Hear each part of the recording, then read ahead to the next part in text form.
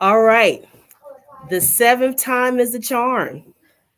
So, guys, thank you for coming to Financial Aid Friday, part three.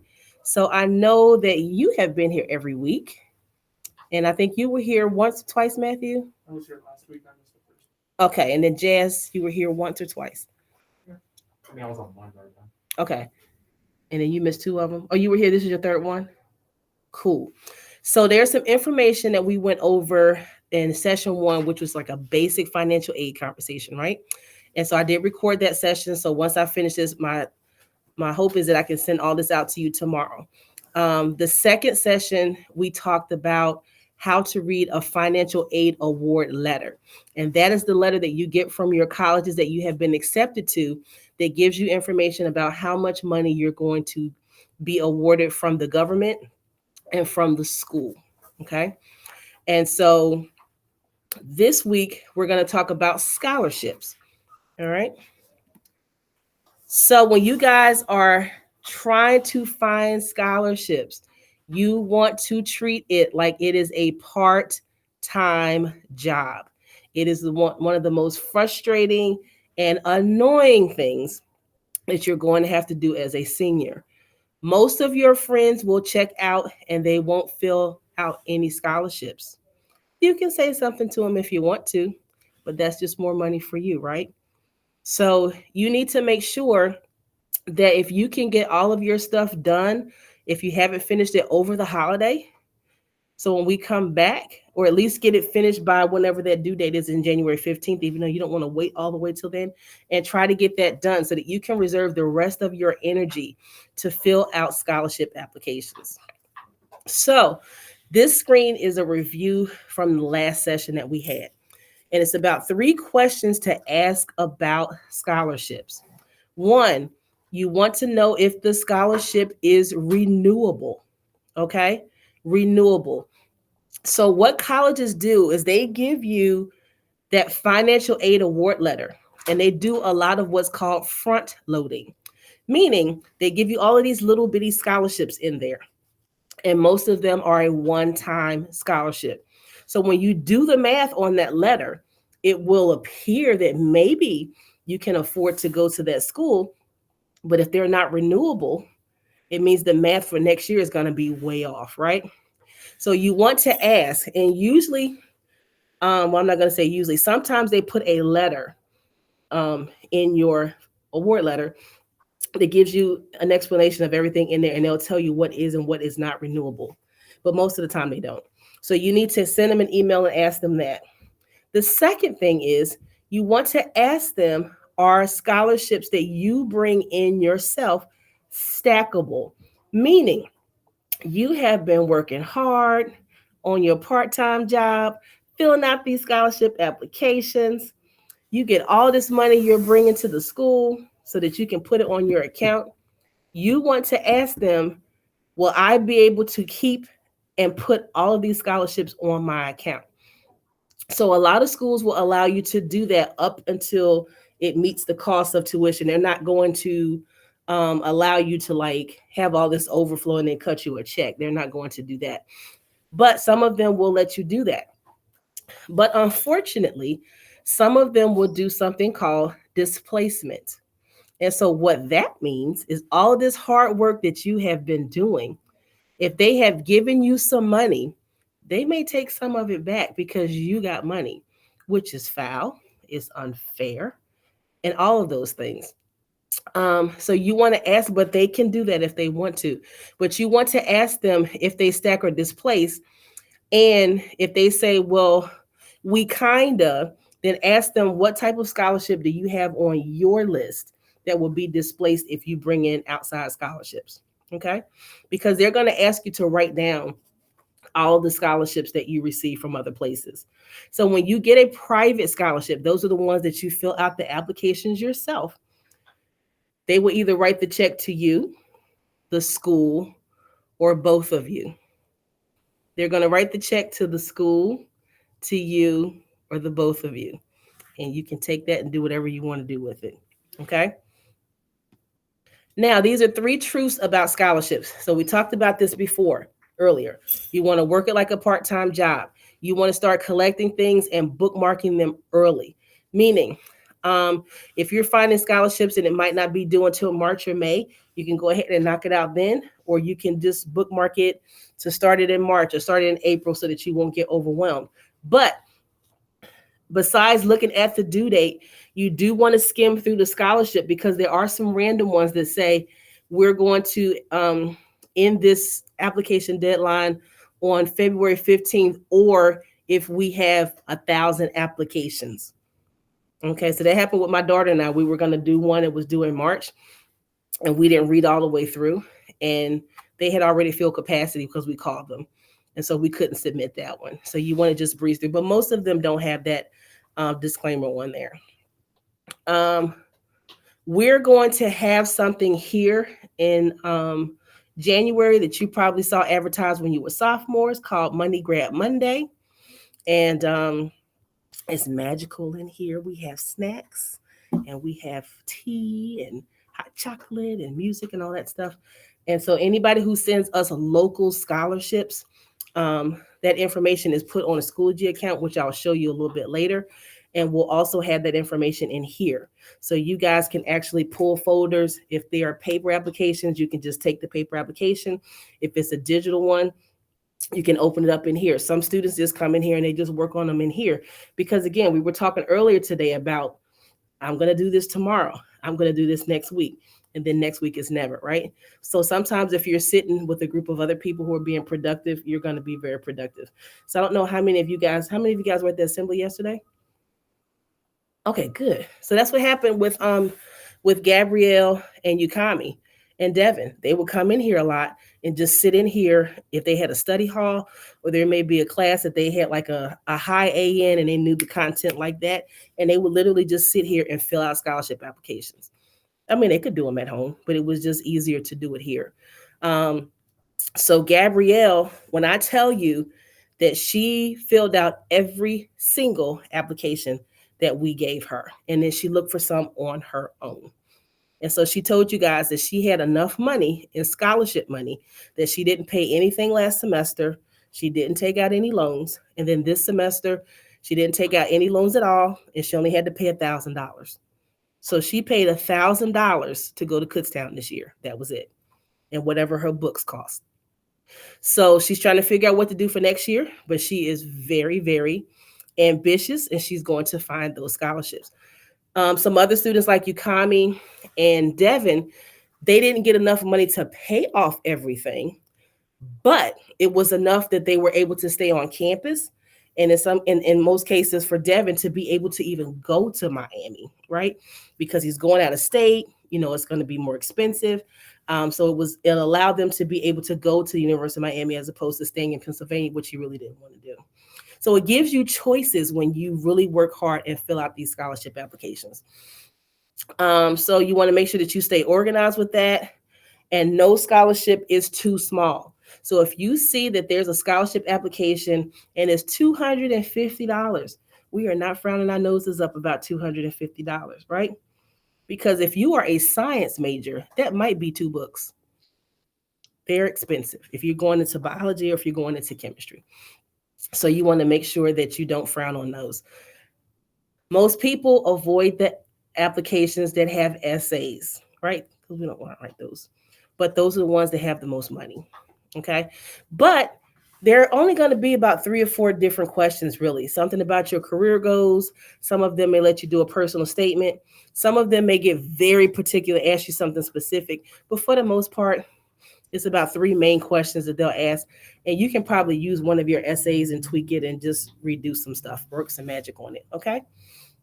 And I don't want you to get discouraged if you don't win right away, because you are going to have to fill out a lot of them to get one. A lot of them, you're not going to hear back from them. They're not going to tell you if you did not get it, because they're going to be people like us who may be working on some committee as a volunteer. We have a regular job. We don't have time to do all that kind of stuff. So you're just going to have to be patient and just keep filling them out. You guys know anybody that's ever been unemployed before and they were looking for a job? So there's some people who are, especially if they're in a career they've been in for a long time, it takes them a long time to find a job sometime, and they have to just keep filling out applications every day. They may interview for some of them, and they might not get them and they're still looking. So you're going to have to treat that the same way. Okay. Now, there are three types of scholarships. So, first, you have your institutional scholarship. That is a scholarship that comes directly from the college. Okay. So, it will either say scholarship on it or it will say grant on it. Okay. Now, all of the state colleges in Pennsylvania used to have something called the Board of Governors Scholarship. And when I say state colleges, I mean like the 14 state schools, like Millersville, Kutztown, Widener. I mean, I'm sorry, not Widener, Westchester, East Stroudsburg, Edinburgh, IUP, Mansfield, all those schools. They stopped doing that full scholarship a couple of years ago. But now, some of them still have it and some of them have partials. So I can tell you right now, Westchester does not have it. IUP has it, but it's called the IUP Promise or something like that. And it's not a full tuition scholarship, it's a portion of it. But Mansfield still has the full tuition scholarship. Kutztown has it. I believe Millersville has it. Did I say Mansfield? Kutztown and East Stroudsburg. I'm not sure about the other schools. And so what it does is it takes care of all your tuition. Okay, so that's going to equate to about $7,000 to $10,000 of your bill that's wiped out, and it's renewable every year. So you want to try to also get your stuff in early so that you can compete for one of those. Now, some colleges are considered 100% NEET Met colleges. Those are colleges that are highly selective colleges, those ones that, they only take 5, 10, 15% of the students that come there.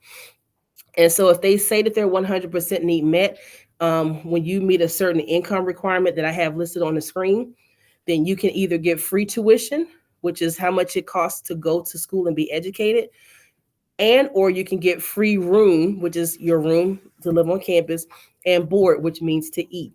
Okay.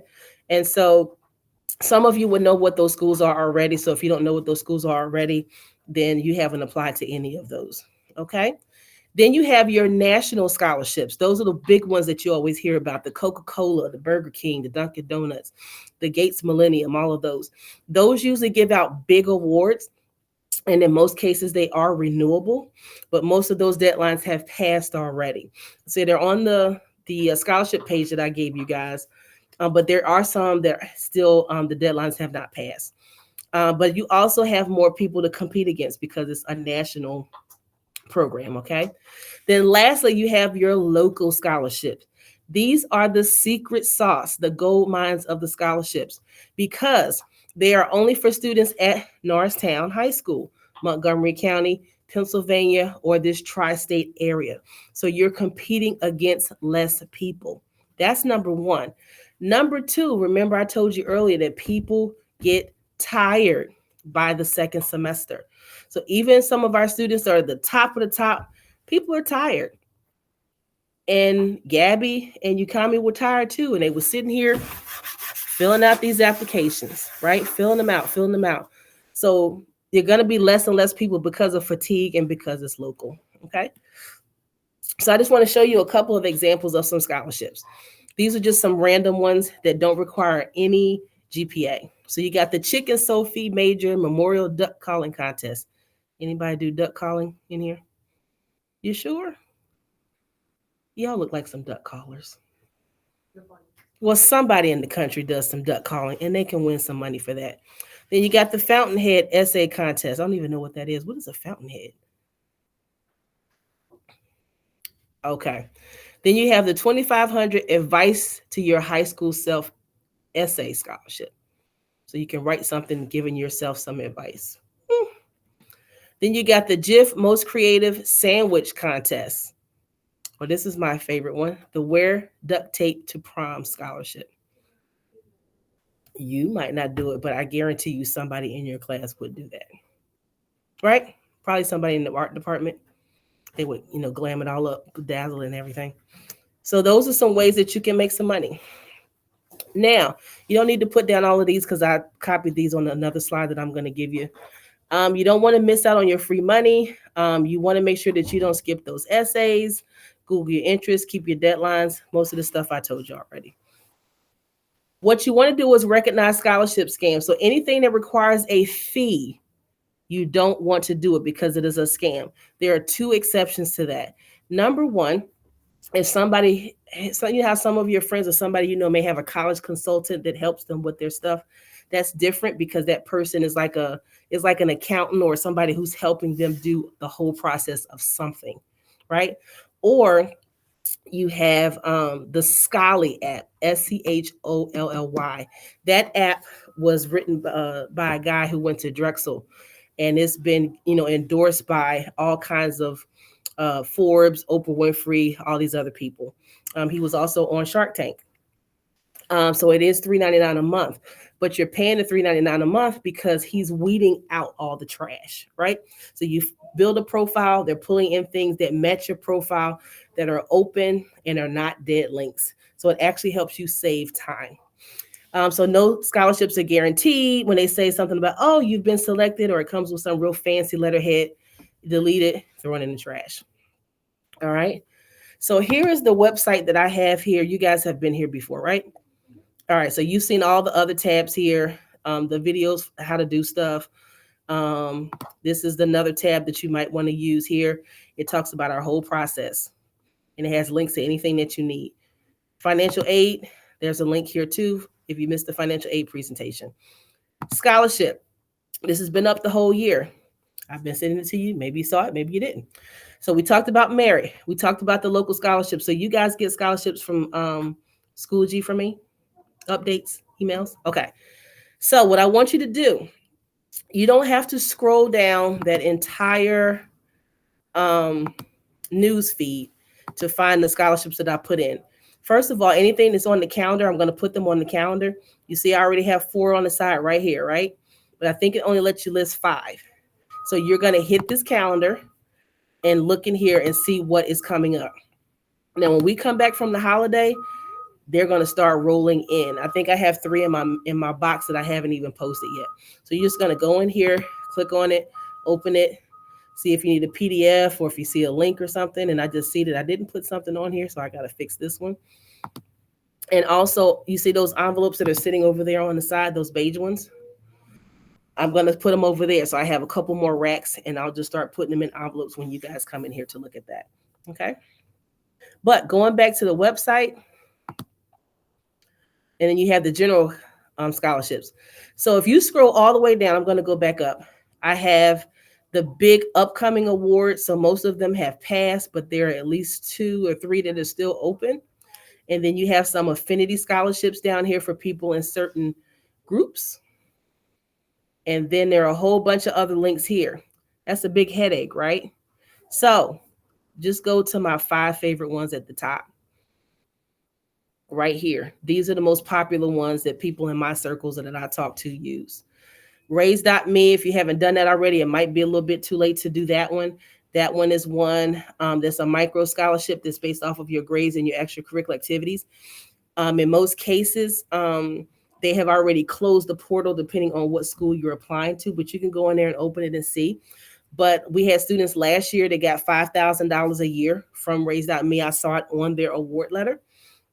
Jordan was one of those people, and he gave it back because he ended up getting a whole bunch of money from Penn State. We don't know how he got it.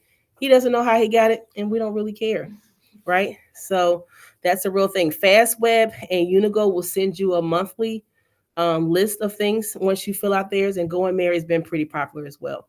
So there are some other stuff that you can look at there, okay? All right, last 2 slides. So these are my money dues. So this is kind of like the culmination of all 3 workshops that we have done, okay? Number 1, don't forget to diversify your school list, meaning don't just apply to 1 or 2 schools. Because if you get accepted to those 2 schools and they give you a trash financial aid package, you're not going anyway, right? You might not be going. So that way you want to put some more schools on your list so you can get all of the packages back and review them. So make sure that whatever you put on the list, at least the top 3 or 4 are places that you will feel comfortable going to. Because some people are very stubborn. They're going to do what they're going to do. I'm only applying to this school and this school. Then we're having a big argument in April because they're stressed out and they're having to apply at the last minute to somewhere else. Just go ahead and just do it now. Let's just save all that drama, right? Consider community college as an option. So a number of our students do attend Montco, and it is $6,000 a year for tuition. So it's very affordable because you can split that in half. You can pay half of it. You can do a payment plan. You can work, pay as you go. You have a lot of options with that. Okay.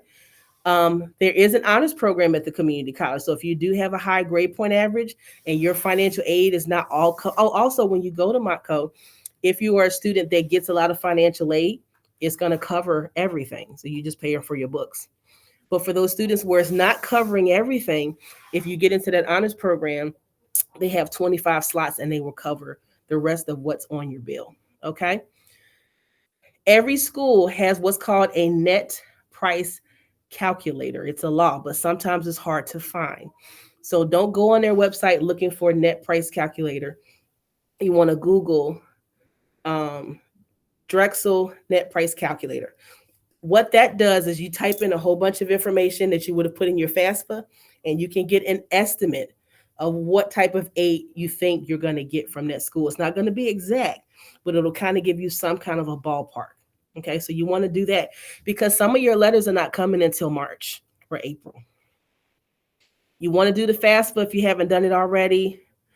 If you're applying to a select private schools that make you do the CSS profile, you need to do that. You want to do that before you do FAFSA. We talked about that the first week. So if you didn't watch the video from the first week, and we talked about that. And then you want to file for your state aid immediately after you finish your FAFSA. Meaning, when you get to the very last page of your FAFSA, you got 3 choices: to close it out, add another sibling if they're going to school, or apply for the state aid. You want to do it right away because it will roll that information over to the state account, and so you don't have to type in a whole bunch of stuff. If you miss that, you got to wait a couple of days, and what's going to happen? What's the logical thing that's going to happen when you have to wait? Y'all are tired. You're going to forget. Okay? All right. I say this in every meeting. I don't care if we're talking about waffle fries and Chick-fil-A. I will weave this into any conversation that I have with all of you. Please make sure that you review all of your award letters first before you make a deposit at any school. So if you want to have your spot saved at that school, you have to give them a deposit, and it is non-refundable. What does non-refundable mean? You are not getting that back, right? So it will be anywhere from $250 to $1,000 to hold your spot. So that is why you want to wait for all of your letters. I can't tell you the people who get excited because they got into their first choice. They're on Instagram, TikTok, they have on a t-shirt, they have on the sweatpants, the pillowcases, the whole room is blue and gold everywhere. Everybody knows that they're going to that school, and then they get that letter and like, oops, this is not going to happen. Ooh, this is embarrassing. They've already dropped that deposit. So now they got to get the other letters, compare them, decide to go to another school that they can actually afford, and they wasted $250. They could have given it to us, and we could have done something really magical with that $250, right? So you all have until May 1st to make a decision. That used to be a national deadline for every single school, but they just changed that last year. But the majority of them is still May 1st. So if it's not May 1st, when they send you your letter, it has to have a specific date that says when that deposit is due. Most of your letters are going to say as soon as possible. As soon as possible is not a date. That is a marketing tactic, okay? So ask them specific questions. Their job is to get you there. You'll be able to negotiate your award letter. Now, you can't go and tell school B that school A gave you $40,000. They're not going to do that, but they'll try to see if they can find some other monies for you based off of your conversation. You want to decide how much in loans you're going to accept or any. You don't have to take any loans. And what's the way to get around taking loans? What are we talking about today?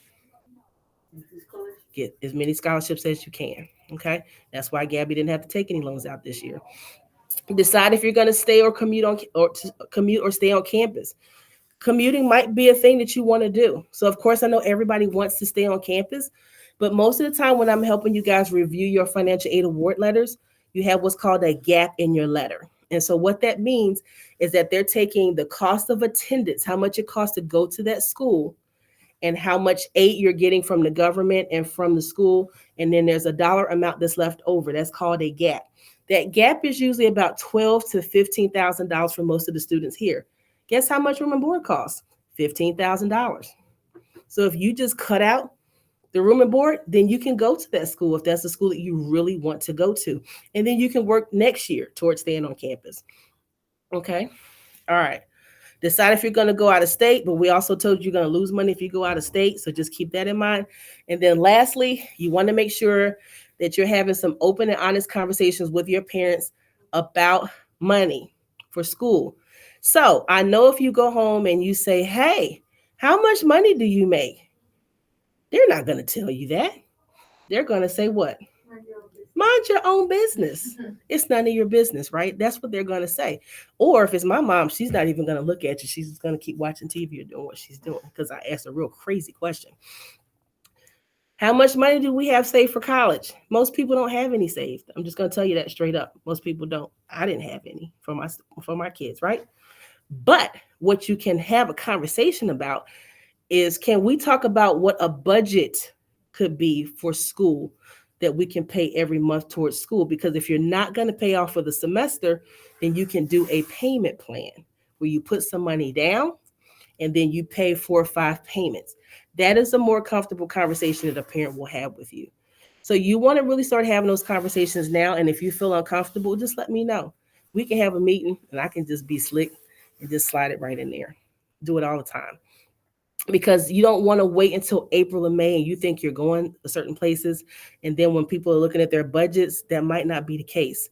I'm hoping everybody gets to go everywhere they want to go, but we have to be realistic because we don't get everything that we want, even when we get 100, right? All right, so that's all I have. I hope this recorded. But what questions do you guys have? I know the bus is coming. For the scholarships that require essays, you said, are we allowed to use our personal statement that we use for like our college? You can, as long as it goes with the question. So this is another thing you want to make sure that you do. If they ask you specific questions, you need to answer that specific question. Don't try to be slick and slide in some other essay that was a stellar essay, because we hate that. I'm on a couple of scholarship committees and I'm giving you a 0 for your score. I'm a very harsh score. I like people to follow directions. Most of the time, they'll give you an essay question and it might have 3 components to it. So if I were you, I would write the question down and then write component A, B, C, and then answer each subsection and then put together your essay. So you can definitely recycle things. Absolutely. Okay. Any other questions?